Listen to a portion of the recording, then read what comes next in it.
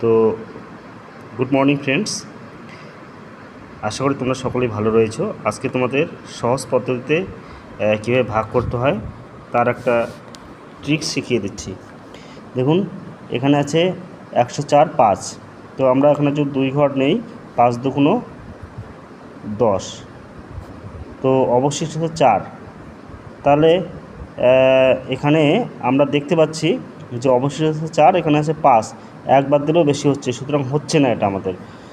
Point নিয়ে যদি 0 নেই, 5 8 40, তা অঙ্কটা কিন্তু ভুল হবে। তো আমাদের এক্ষেত্রে করতে হবে কি, এই যে দেখো 5 দুগুণ 10, অবশিষ্ট 4 আছে, আমাদের একটা 0 এখানে ফাইন নিতে হবে। যদি আমরা 5 0 কী করি, 5 0 0, তাহলে কত হচ্ছে বিয়োগ করলে এখানে 4।